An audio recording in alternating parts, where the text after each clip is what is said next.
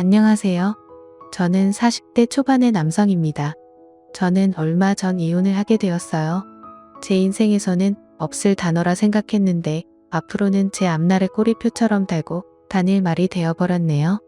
사랑하는 사람을 만나 눈에 넣어도 아프지 않을 자식을 낳고 평생 행복하게 사는 것이 남들한텐 허락이 되었지만 저에게만큼은 허락되지 않은 것 같습니다. 지금 생각해도 마음이 어렵고 왜 나에게 이런 일이 닥치게 된 건지 답답할 따름인데요. 제가 왜 이혼을 하게 된 것인지 한번 말씀드려 볼게요. 저는 이미 결혼도 30대 중반에 좀 늦을 막이 결혼을 했어요. 그때까지는 사실 결혼에 대한 생각이 별로 없었고 아버지가 운영하시는 회사에 들어가 본격적으로 일을 맡아 하면서 완전 일 중독이 되어 바쁘게 살고 있었기 때문에 누군가를 만나볼 생각도 하지 못하고 있었죠. 그러다 저희 회사 거래처 쪽에 오랜 고객이 한 분 있었는데 그분이 저를 보며 안타깝다고 소개팅이라도 좀 하라고 하더라고요. 그러면서 본인이 아는 사람 중에 정말 참하고 괜찮은 사람이 있는데 한번 만나라도 보라며 주선을 해주었죠. 원래는 생각이 없었지만 서로 신뢰하며 오래 거래한 고객이니만큼 비즈니스 차원에서도 거절하기가 어려워 만나만 볼 생각으로 소개팅 장소로 나갔어요. 근데 저는 아예 그 자리를 나가지 말았어야 했습니다. 기대감 없이 간 소개팅에서 아주 제대로 코가 꿰이고 말았거든요. 왜냐하면 상대 여자는 평소에 제가 이상형이라고 생각했던 얼굴을 가지고 있었고 대화를 하면 할수록 참하고 지혜로운 성품이 느껴져 내가 결혼을 하게 된다면 이 사람이랑 해야 되겠구나라는 생각을 하게끔 했습니다. 게다가 대화도 잘 통해서 그날은 정말 둘이서 시간 가는 줄 모르고 대화를 했어요. 거의 새벽까지 대화를 했고 그날부터 우리는 말은 안 했지만 거의 정식적인 만남이 성사되어 버렸죠. 하루하루 행복했습니다. 그녀는 저와 연애를 하면서 매일 저의 도시락을 맡아서 점심을 챙겨주곤 했어요. 그 사람도 같은 회사원이었는데 꼭 아침에 저희 집까지 와서 도시락을 주고는 출근을 했죠. 그럼 저는 그 사람을 회사까지 내려주고 저희 회사로 출근하면서 알콩달콩 연애를 했습니다. 연애는 거의 1년 조금 넘게 했어요. 결혼 준비 기간까지 합치면 2년 가까이 연애를 했는데 그 사이 한 번도 싸운 적이 없었을 만큼 저희는 잘 맞았죠. 사람은 자고로 사계절을 다 겪어봐야 한다고 하는데 그녀를 겪어보니 내 결혼 상대자는 이 사람 말고는 없다는 생각이 점점 더 확신이 되었어요. 그래서 프로포즈를 했고 결혼 승낙을 받게 됩니다. 프로포즈는 근사한 레스토랑에서 했어요. 좋은 다이아몬드 반지를 준비해놓고 멋진 야경이 보이는 곳에서 꽃다발을 내밀며 소소하게 했습니다. 근데 이 소소한 프로포즈에서도 그녀는 눈물을 흘리더라고요. 그때는 그 모습이 정말 천사처럼 예뻐 보였어요. 그렇게 우리 둘이 손을 맞잡고 양가 부모님께 인사를 드리러 갔습니다. 그때 당시 예비 장모님과 장인어른은 저를 반갑게 맞이해 주셨어요. 정말 세상에서 가장 귀한 귀인이 온 것처럼 환대를 해주셨죠. 아이고 어서와요. 바쁜 사람이라고 들었는데 이렇게 누추한 곳으로 오게 해서 어떡하나? 우리 애한테 말만 들었지. 얼굴은 처음 보는데 키도 훤칠하고 인물도 아주 잘생겼네. 아 과찬이십니다. 아 그리고 누추하다니요. 오히려 이렇게 반갑게 맞이해 주셔서 감사합니다. 저희는 벌써부터 가족이라도 된 듯 정말 신이 나서 대화를 하고 있었어요. 한참을 집에서 밥도 먹고 과일까지 먹으며 대화를 나누었죠. 사실 아내의 집안은 그렇게 부유한 편은 아니었기 때문에 사업을 하는 저희 집안과는 다소 차이가 좀 있었습니다. 하지만 저희 부모님이나 저나 그런 쪽은 전혀 문제가 없다고 생각을 했어요. 그냥 저는 이 사람 자체가 좋았고 부모님도 제가 좋아하는 사람이라고 하니 얼굴을 보기도 전에 좋아해 주셨거든요. 그렇게 예비 처가에서 인사를 잘 드리고 그 다음으로는 저희 집안에 인사를 할 차례였어요. 이미 저희 부모님은 제가 결혼할 사람을 데리고 간다고 하니까 저희 신혼집부터 알아본다고 하시면서 난리가 났었습니다. 그만큼 제 결혼에 진심이셨던 분들이었어요. 그리고 제가 좋아하는 여자를 하루라도 빨리 보고 싶다며 얼른 데리고 오라고 재촉하셨던 분들이기에 가벼운 마음으로 인사를 갔습니다. 당시에 저희 여동생과 부모님이 다 같이 한자리에 모여 그녀를 맞이해 주었고 역시나 너무나 좋아해 주시는 부모님 덕분에 즐거운 시간을 보낼 수 있었죠. 근데 딱 하나 걸리는 게 있었어요. 그건 저의 하나뿐인 여동생의 말이었는데요. 아내를 집으로 데려다 주고 다시 집으로 돌아왔을 때 여동생이 이렇게 말을 하더라고요. 오빠, 언니 어때? 어떤 사람이야? 1년 동안 만나는 내내 먹거림직한 것 없었어? 전혀 없었는데. 우리는 만나는 동안 싸워본 적도 없어. 그래? 근데 내가 보기엔 좀 여우 같은 기질이 있어 보인단 말이지. 남자들은 이게 문제야.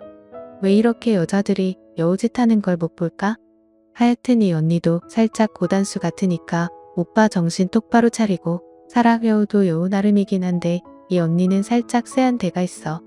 그래? 사람 볼 줄 아는 내가 그렇게 얘기를 한다니까 좀 의외이긴 한데 그래도 이 사람 착한 사람이야. 나랑 만나는 동안 거의 하루도 안 빼놓고 아침마다 내 도시락 싸주고 내가 무슨 말을 하든 다 수긍해주는 착한 사람이니까 걱정하지 마. 에휴, 팔 불줄 다 됐네. 벌써 알았어. 그래도 나도 오빠가 평생 노총각으로 늙다 죽을 줄 알았는데 결혼한다니까 다행이라고 생각해. 제발 행복하게 잘 살아. 엄마, 아빠 너무 좋아하시더라. 그래야지 한 번 하는 결혼 진짜 평생 끝까지 행복하게 살아보려고. 저는 이혼하기 전까지는 여동생과 이런 대화를 했었다는 것이 기억조차 나지 않았어요. 근데 말도 안 되는 이유로 이혼 도장을 찍고 나서 불현듯 이때의 대화가 생각이 나더라고요. 그리고 그때 제가 좀 더 정신을 차리고 동생의 말에 귀를 기울여서 여자를 지켜봤었어야 했다라는 후회가 밀려오기도 했었죠. 하지만 그때는 뭐가 보이고 들릴 때인가요? 그저 내 사랑하는 여인이 마냥 사랑스럽고 예쁘기만 했을 때인데요. 저희는 그렇게 양가의 허락을 잘 받아내고 결혼을 했습니다. 신혼집은 저와 아내의 직장이 모두 서울에 있었기에 저와 아내의 직장 중간거리쯤에 집을 잡았어요. 집은 부모님이 해주셨는데 통 크게 32평짜리 한강뷰 집을 해주시더라고요. 아내는 너무나 좋아했고 그곳에서 저희는 신혼생활을 시작하게 되었습니다. 그리고 결혼 후에 저희는 아이를 바로 갖지는 않을 생각이었어요. 아내도 직장인이었고 저도 계속 일을 하고 있었기 때문에 서로의 직장 생활에 더 집중하며 신혼을 즐기기 위해서 아이는 천천히 갖자고 이야기를 했었죠. 그 뒤로 한 2년 정도를 그냥 저희들이서 알콩달콩 살았었어요. 이때는 서로가 너무 좋아서 아이도 없어도 재밌고 즐겁더라고요. 근데 슬슬 저희가 나이도 차오르고 양가 부모님 쪽에서도 아이를 보고 싶어 하셔서 그때부터 슬슬 아이 계획을 세우기 시작했습니다. 근데 생각외로 아이가 잘생기지 않더라고요. 거의 1년을 가까이 노력을 하다가 정 안 되게 서서 병원으로 가서 검사를 했는데 병원 쪽에서는 아무 문제가 없다고 이야기를 해왔어요. 저희가 자꾸만 임신이 안 돼서 병원에 다녀오기로 한 걸 저희 양쪽 부모님도 알고 계셨기에 병원에 다녀오고 나서 결과를 모두에게 말씀드렸습니다.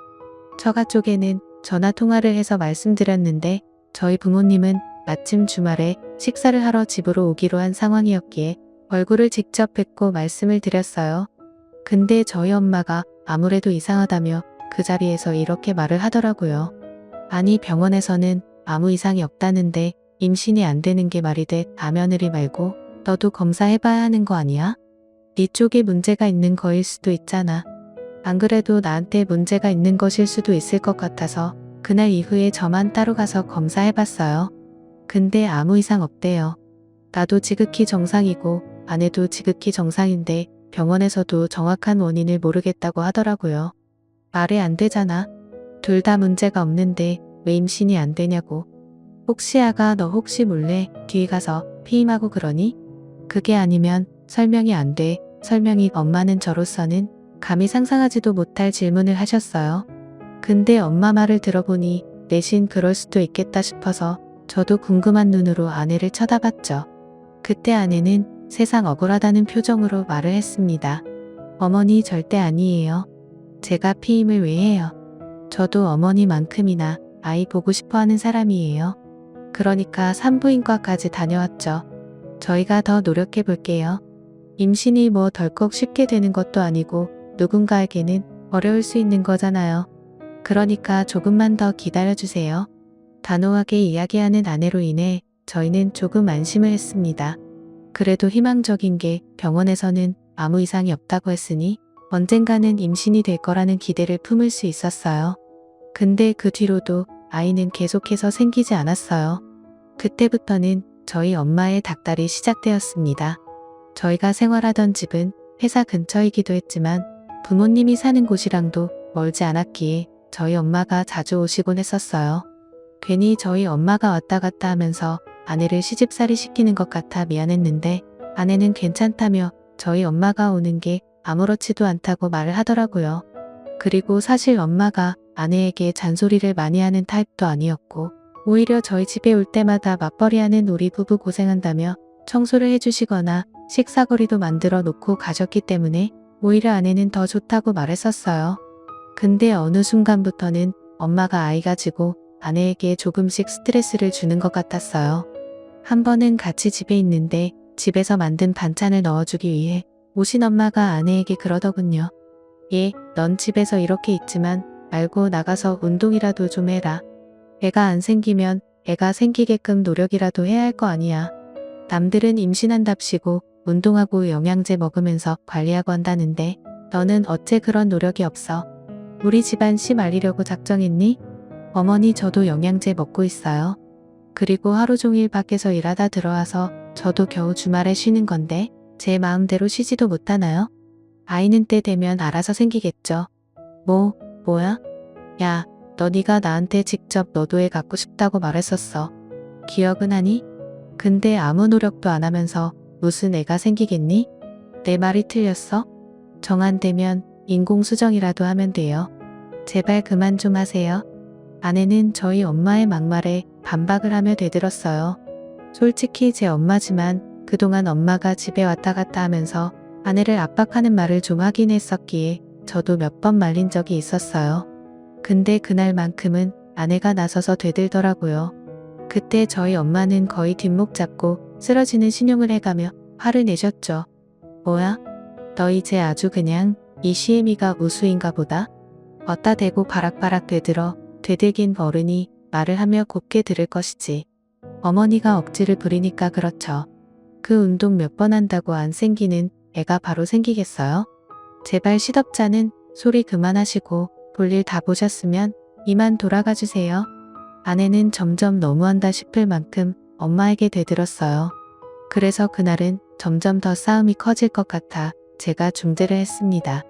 둘 다 입장이 이해가 되었기에 저는 모두에게 그만하라고 하고 엄마는 집에 보내드렸어요.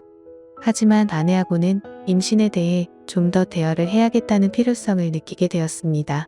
여보, 아까 왜 그랬어? 우리 엄마가 심했던 건 인정하는데 당신도 말이 좀 지나쳤어. 나도 알아. 근데 진짜 어머님이 이제 그만하실 때도 됐잖아. 당신이나 나나 노력을 안 하는 것도 아니고.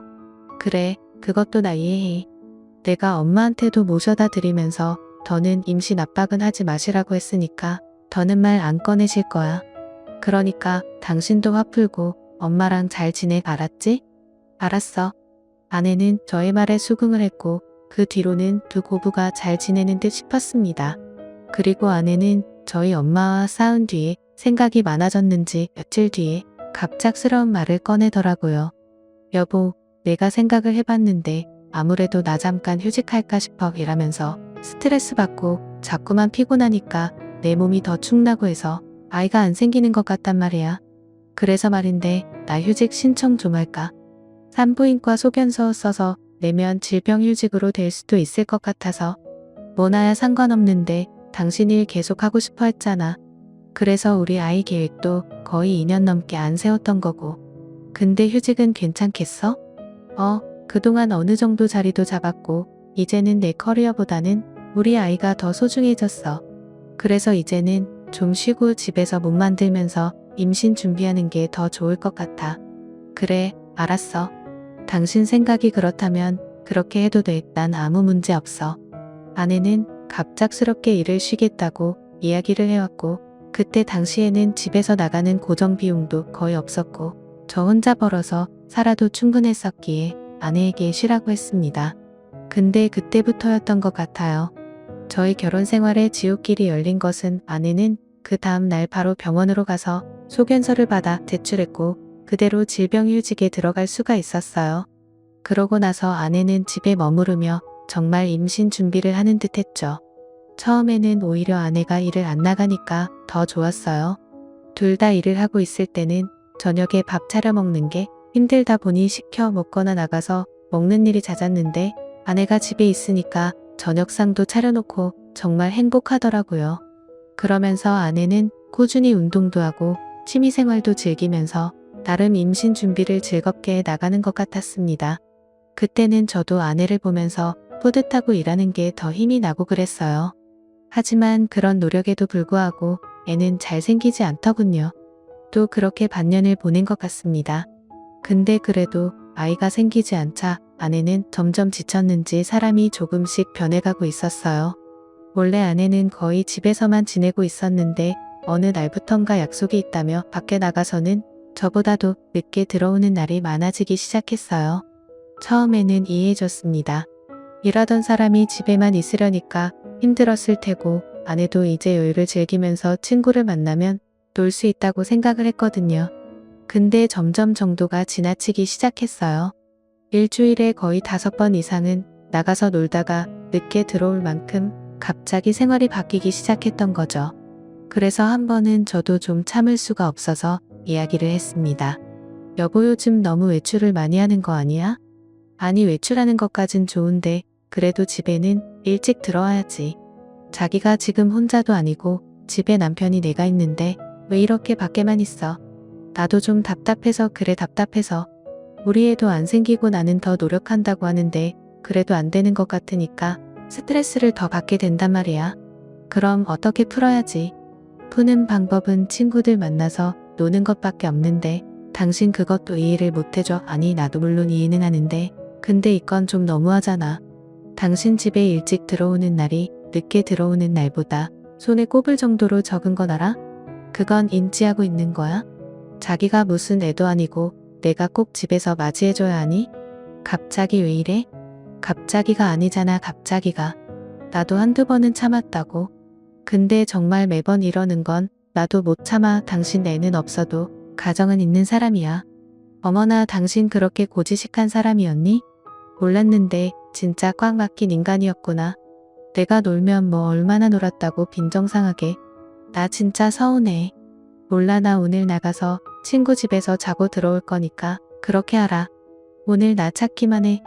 아내는 오히려 저한테 화를 내면서 삐진 채로 집 밖을 나가버렸어요. 결혼 생활을 하면서 조금씩 투닥거리는 때는 있었지만 이렇게까지 서로 화내고 싸운 적은 없었기에 저는 너무나 당황스러웠어요. 하지만 저도 화가 가라앉지 않아서 그날은 아내를 다시 찾지 않았죠. 저는 아내가 그렇게 나가서 며칠은 더 머물다가 들어올 줄 알았는데 다행히도 그 다음날 다시 들어왔더라고요. 하지만 냉전 상태는 계속해서 유지가 되고 있었습니다. 저는 아무리 고지식한 사람이란 소리를 들어도 그래도 결혼한 사람이 매일 밤을 늦게 들어오는 건 용납할 수 없었어요. 게다가 집에 들어올 때마다 술 냄새가 진동을 했었기에 절대로 봐줄 생각이 없었습니다. 그래서 아내에게 선전포고를 했어요. 당신, 내가 처음이자 마지막으로 얘기할 거야. 당신이 왜 쉬고 있어? 임신 위해서 몸 만들 생각으로 일 그만뒀던 거 아니야? 근데 지금 어때? 당신 매일같이 술 마시고 밤늦게 들어오는데 아이가 생길 수나 있을 것 같아? 그런데도 나한테 이해 못 해준다고 화낼 수 있는 거야? 아내는 제가 요목조목 따지는 소리에 아무 말도 못하고 있었어요. 솔직히 제가 한 말 중에 틀린 말은 하나도 없었거든요. 다시 말하지만 앞으로 자꾸 그러면 당신한테 내가 번 돈으로 생활비 못 줘. 그거 가지고 자꾸 밖에서 술 마시고 놀다 들어오는데 내가 당신한테 생활비를 어떻게 줘. 아내는 제가 생활비를 더는 못 준다는 소리에 요동을 했습니다. 알았어. 미안해.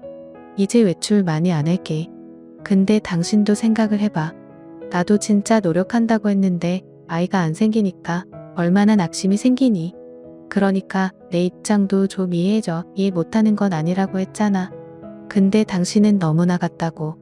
적당히 해야지. 적당히. 알았으니까 화 좀 그만 내. 생활비 줄인다는 말도 취소해. 나 다시 정신 차리고 집중해서 몸 만들어 볼 거니까. 아내는 제가 화를 내는 것보다 생활비를 줄인다는 말이 더 무서웠던 건지 얼른 그 말부터 취소하라고 하더라고요. 다행히도 그날 이후로는 아내도 다시 옛날로 돌아와서 외출하는 시간도 줄이고 못 만드는데 집중하는 듯 했어요. 근데 그래도 임신은 끝내 되질 않았습니다. 임신 계획을 세운 지가 5년이었는데 아이가 생기지 않으니 저도 참 답답할 노릇이었어요. 게다가 그 전부터 사실 저희 엄마가 아내한테는 못해도 저한테는 닥달을 하고 있었기 때문에 더 힘들었죠. 야, 너 진짜 한번 살펴봐라. 분명히 내 안에 피임하고 있을지 몰라. 안 그럼 매번 병원에서는 이상이 없다는데 임신이 안 된다는 게 말이 되니? 아니면 인공수정이라도 해보자고 말 좀 꺼내보던지. 얼마나 답답한 줄 알아? 인공수정하면 여자가 너무 힘들다고 그래서. 알았어요. 한번 이야기해 볼게요. 저는 엄마의 말을 듣고는 아내가 정말 피임이라도 하고 있는 게 아닐까 의심이 되기 시작했어요. 또 그게 아니어도 인공수정을 해볼까 했지만 그것도 단순한 문제가 아니었기에 여러 가지로 고민스러웠죠.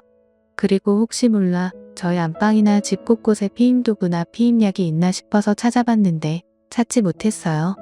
근데 정말 예기치 못한 시기와 예기치 못한 곳에서 끔찍한 것이 나와버렸고 그걸 찾아낸 것은 다름 아닌 저희 엄마였습니다. 엄마는 그 이후로도 똑같이 저희 집에 왔다 가곤 했었는데 한 번은 엄마가 아예 작정을 하고 저는 출근을 하고 아내는 운동을 가는 시간에 맞춰서 집에 오셨더라고요. 엄마는 냉장고에 집에서 가져오신 반찬을 하나하나씩 넣어주셨고 집안이 개판이라 청소부터 시작하셨다 하더군요. 근데 그때 어마어마한 진실이 밝혀지고 말았습니다. 엄마는 안방 청소를 하다가 아내 화장대에 서랍을 보셨다고 해요. 근데 왜 여자들의 촉감이라는 게 있잖아요.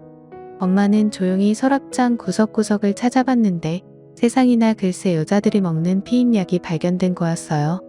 엄마는 그게 발견되자마자 저한테 바로 전화를 하셨습니다. 아들 넌 네 아내한테 깜짝같이 속았다. 그동안 우리 집안을 속이고 있었다고. 네 아내는 그동안 애를 못 낳는 게 아니라 안 낳으려고 쇼하고 있었던 거라고. 이제 어쩔 거냐? 내가 집안의 여자는 잘 들어와야 된다고 말을 했지. 정말 인상은 과학이라고 엄마가 누누이 말했었잖아. 엄마는 그렇게 말씀하시며 불같이 화를 내셨어요. 절대로 가만두지 않겠다고 선언을 하셨죠. 그날 저와 아내는 저희 부모님께 다 불려 들어갔어요. 그때 저희 엄마는 발견한 피임약을 아내 쪽으로 집어던지며 말했죠. 이거 어서 설명해. 제대로 설명해야 할 거다. 그동안 피임한 거 아니라면서? 근데 이게 왜 네 화장대에서 나오는 건데? 내가 설마 하면서 봤다. 하도 임신이 안 되는 게 이상해서 잘못된 행동인 줄 알지만 한번 물색을 해봤다. 어떻게 이렇게 사람을 속여?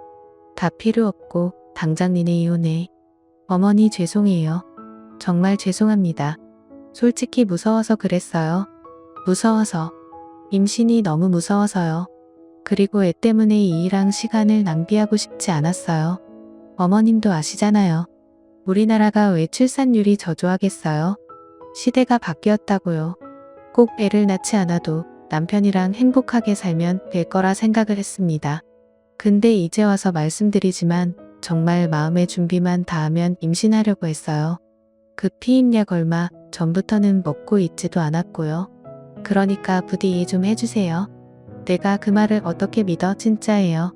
믿어주세요. 여보 정말이야. 제발 믿어줘. 당신도 알잖아. 내가 얼마나 일에 미쳐서 있었는지. 근데 애 낳으면 다 끝일지도 모른다는 생각이 들었어. 그래서 그랬던 거야. 저는 엄마만큼이나 화가 나 있었기 때문에 아내에게 따지듯 물었습니다. 그럼 일은 왜 쉰다고 한 건데? 이것도 제대로 설명해야 할 거야. 그건 내가 좀 지쳤었어. 너무 일에 매달려 살아서. 그리고 정말로 운동하고 임신 준비하면서 나도 마음의 준비를 하려고 했던 거야. 진짜야. 나 정말 얼마 전부터는 피임약은 먹지도 않았어. 아내는 정말 세상이 무너지듯 울면서 이야기를 했습니다. 저는 정말 마음이 너무 복잡했어요. 그래서 이 일을 어떻게 해야 하나 막막하기까지 했죠. 하지만 아내가 평소에도 저한테 임신 중독증이나 임신 후 스트레스, 우울증 같은 걸로 무섭다는 이야기를 종종 해왔었고 그때마다 저는 괜찮을 거라며 다독여주곤 했었어요. 또 아내가 일에 얼마나 미쳐서 지내왔는지를 잘 알고 있었기에 아내의 말이 이해가 좀 되더라고요. 그래서 그날 딱 한 번 이해를 해주었습니다. 하지만 다시는 또 이런 일을 벌이면 그때는 얄짤없이 이혼행위라고 말해주었어요. 그때 알겠다고 거의 다짐하듯 말하는 아내를 보면서 저희 부모님도 한 번은 이해하고 넘어가겠다며 용서를 해주셨죠.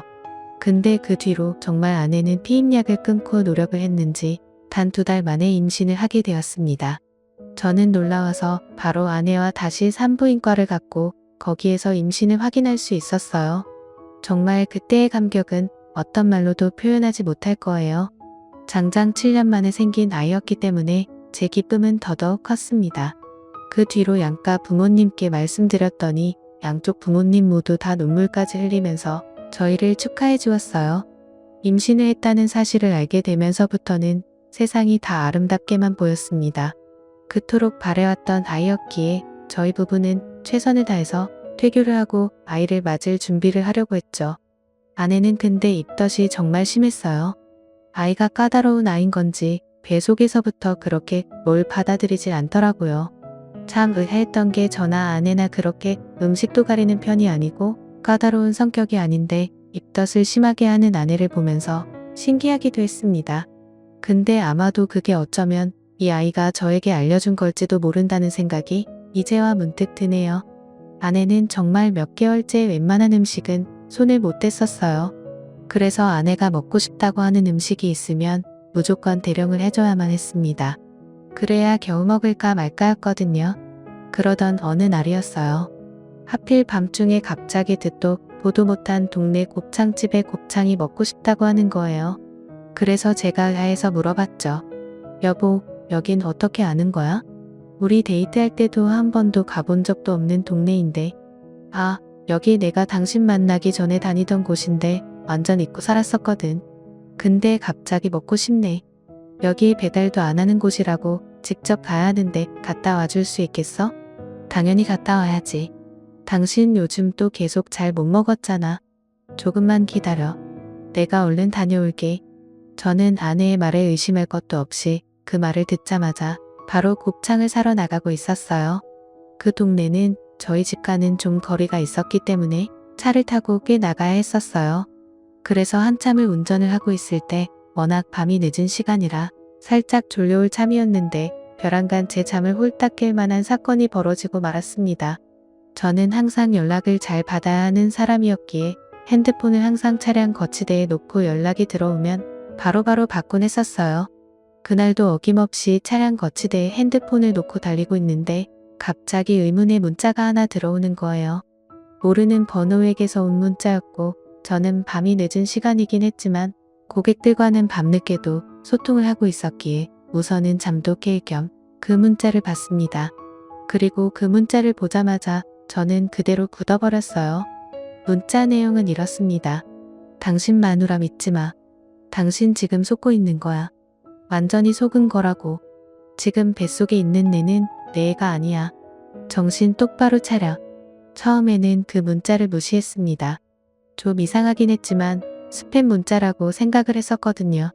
근데 그 다음날에도 똑같은 번호에게서 문자가 왔고 그 문자 안에는 이번엔 가히 충격적인 것이 함께 들어가 있었어요. 그 의문의 상대에게는 아내를 믿지 말라는 문구와 함께 사진이 하나 날라왔는데 그 사진 속에는 제 아내가 완전히 의문의 남성과 팔짱을 낀 채 다정하게 셀카를 찍은 채로 있었습니다. 저는 믿을 수가 없어서 2번, 3번 그 사진을 쳐다봤어요. 아무리 봐도 내 아내가 맞았어요. 저는 그 사진을 보고 정신을 차린 뒤 이 문자를 보낸 사람의 정체를 알기 위해서 전화를 했습니다. 받지 않으면 어떡하나 걱정도 안 될 만큼 무작정 전화를 걸었어요. 그리고 다행히도 그 사람은 바로 전화를 받았고 저는 그 사람의 정체를 알게 된 후에는 완전히 얼이 빠져나갈 수밖에 없었습니다. 당신 누구야? 누군데 이런 문자를 보내? 이거 진짜야? 사실이냐고? 당신 나한테 거짓말한 거면 내가 지구 끝까지 쫓아가서 가만히 두지 않을 거야. 흥분하지 마. 냉정하라고. 그 사진 전부 다 사실 맞아. 그 사진 속 남자가 바로 나거든. 저에게 사진과 함께 문자를 보낸 사람은 다름 아닌 아내의 상간남이라는 자였고 그 사람은 모든 사실을 다 알고 싶으면 자신을 만나자고 했습니다. 그래서 저는 그날 바로 상간남과 대면을 해서 만났죠. 그리고 아주 충격적인 소리를 그에게서 들어야 했어요. 그 여자 당신 만나기 전에 나랑 결혼 직전까지 갔다가 파혼한 여자야. 식장까지 다 잡아놓고 갑자기 헤어지자고 하길래 왜 그러냐고 물어보니까 내가 돈이 없어서 싫다고 하더라고. 그때 그 비참함은 정말 당신은 아무것도 모를 거야. 근데 몇 년 전인가 갑자기 다시 연락이 왔어. 내가 너무 그립다고, 보고 싶다고. 그때 솔직히 말해서 나 그 여자 못 잊고 있어서 결혼했다는 사실 알았는데도 만났어. 그리고 살림까지 차렸지. 근데 알아서 피임을 잘하던 여자가 갑자기 어느 순간 임신을 했다는 거야. 그리고 그 애가 내이라고 얘기했어. 자기는 이제 애가 생겼으니 나만 사랑하겠다고 이제 나한테 오겠다고 했는데 근데 그 뒤에 하는 꼬락선을 보니까 당신한테서 떨어질 생각이 없는 모양이더라고. 딱 그건 거지. 나는 그냥 남 죽인 싫은 사람. 그냥 옆에 끼고 가지고 노는 사람이었던 거야. 그래서 내가 그거 알고 그 여자한테 복수하고 싶어서 당신한테 내 얼굴까지 다 보여주면서 이 짓을 벌인 거야. 그러니까 당장 그 여자랑 헤어져. 그 애 당신 애 아니야. 이거 그냥 하는 소리 아니야. 확실해. 내가 다 확인했어. 솔직히 나도 당신 애인지 내 애인지 모르겠어서 그 여자한테 유전자 검사하자고 했고 그거 얼마 전에 확인했어. 그러니까 더 속지 말고 그냥 그 여자랑 헤어져. 그 남자는 이 충격적인 이야기를 하며 정말로 내 아내와 찍은 모든 사진과 산부인과에 다녀왔던 초음파 사진, 함께 나눴던 카톡 내용 등을 모두 보여주었어요. 그리고 정말로 그 상간남과 유전자가 99.9%에 일치하는 검사지까지 보여주었죠. 저는 이 충격적인 사실에 정말 정신이 혼미해지는 듯 했습니다. 지금까지 내가 알던 사람이 아니었던 거였어요. 아내는 그동안 제가 회사에 일 나가 있는 동안 제 눈을 피해 두 집 살림을 했던 거였고 나중에는 아예 일까지 쉬면서 이 남자와 더 깊은 관계를 유지했던 거였습니다. 저는 너무나 화가 나서 그 모든 증거들을 가지고 아내에게로 갔어요. 당신 이거 뭐야? 제대로 설명해. 나 아무것도 모르고 지금 여기까지 온 거 아니야. 뭐야? 이거 뭐야? 당신 이 사진 누구한테 받은 거야? 지금 그게 중요해? 당신 반응을 보아니 이거 당신 맞네? 당신 정말 이러고 다닌 거야? 그 애도 내 아니잖아. 여보, 내가 다 설명할게. 맞아. 이거 당신 애 맞아. 그럼 누구에게 했어? 제발 내 얘기 좀 들어봐. 내가 다 설명할게.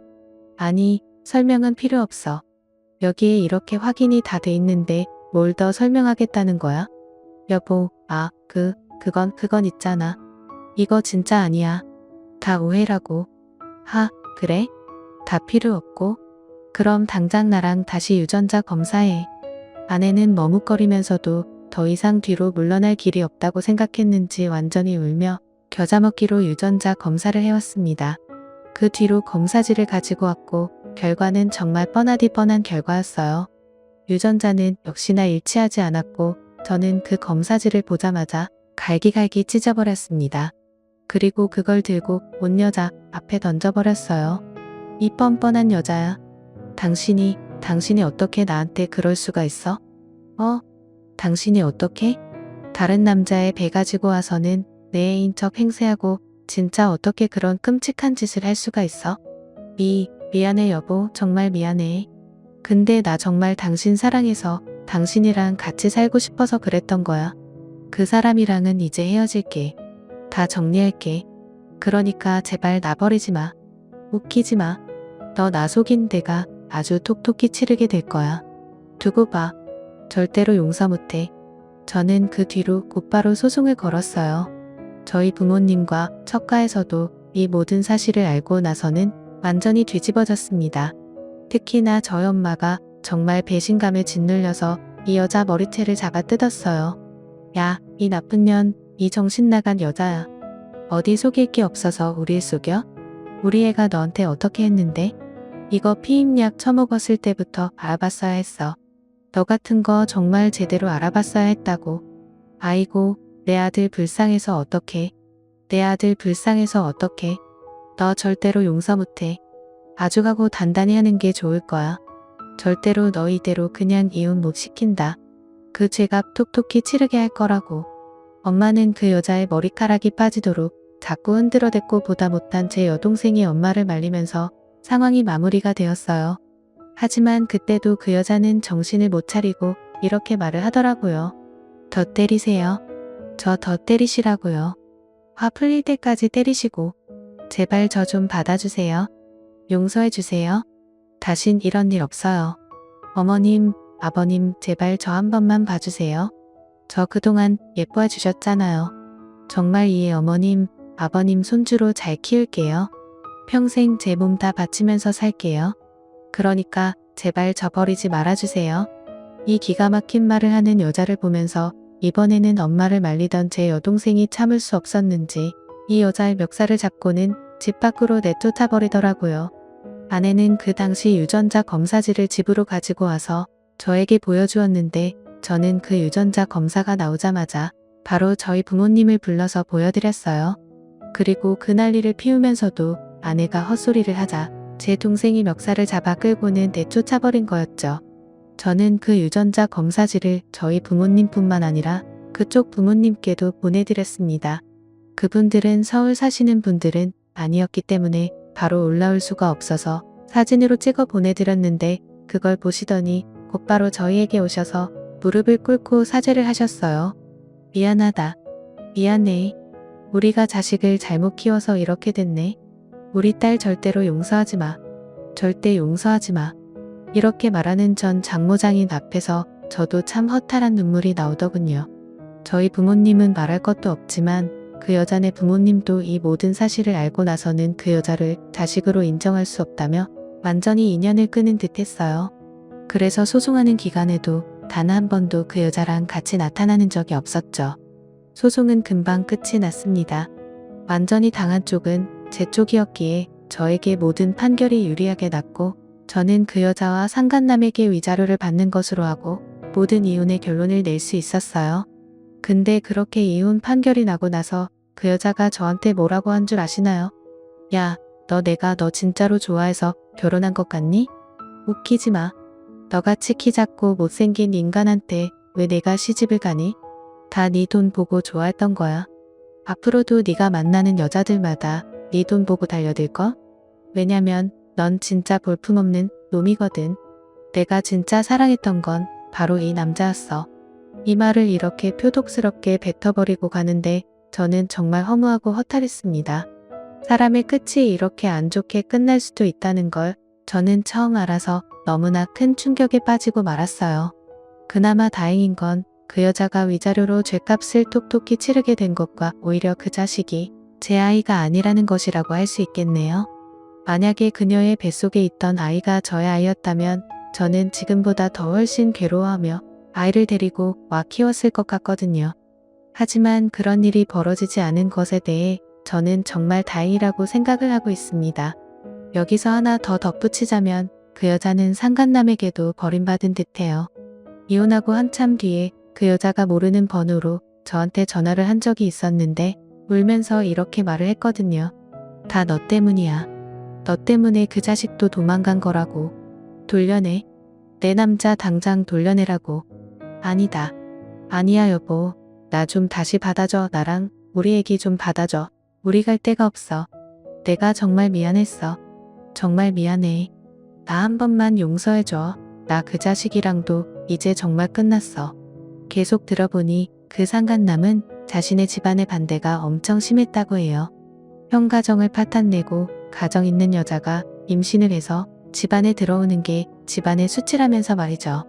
뱃속에 있는 아이도 손주로 인정 못하겠다면서 무참히 헌신작버린 듯 버렸다고 하더군요. 결국 전 아내는 상간남에게도 버림받고 미혼모로 지낼 수밖에 없던 걸로 보였습니다. 참 한심한 여자 같으니라고. 정말 미친 사람처럼 저에게 욕을 하다가 매달리는 그 여자에게 저는 딱 한마디 해주고 끊어버렸어요. 꺼져. 어디서 거지 행사를 하고 있어?